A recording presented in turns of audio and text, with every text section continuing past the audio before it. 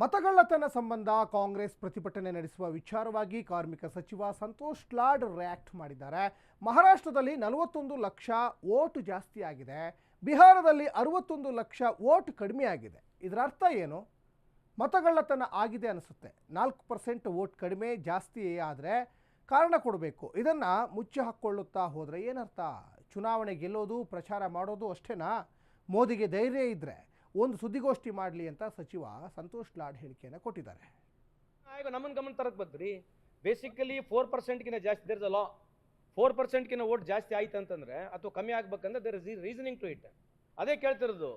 ಈ election commissioner ಅವರು ಒಂದು ವರ್ಷದ ಹಿಂದಕ್ಕೆ 65 ಲಕ್ಷ ವೋಟಿಗೆ MLA ಕಮ್ಮಿ ಮಾಡ್ತಾರೆ ಅಂದ್ರೆ ಅರ್ಥ ಏನು? ಅಲ್ರಿ, it's a fundamental question everybody has got a right to ask. ಇದನ್ನ ಮುಚ್ಚಿ ಹಾಕೊಂಡು ತಳ್ಳಿ ಹಾಕೊಂಡು ಹೋದ್ರೆ ಏನು ಅನುಕೂಲ ಆಗುತ್ತೆ? ಆಯ್ತು, ಏನು ಇನ್ನೊಂದು ಎಲೆಕ್ಷನ್ ಗೆಲ್ಬೋದು ಅಷ್ಟೇ ತಾನೆ? By winning one more election, what is your great achievement? By cheating people, wrongly doing wrong things because you got in power? What is that you want to prove? ಬರೀ ಎಲೆಕ್ಷನ್ ಗೆಲ್ಲೋದು, election campaign ಮಾಡೋದು ಇಷ್ಟೇನಾ? Election ಗೆಲ್ಲೋದು, election campaign ಬಿಟ್ಟರೆ ಬೇರೆ ಏನು audit report ಏನಿಲ್ವಾ? ಹೇಳ್ತಾ ಇದೀವಲ್ಲ.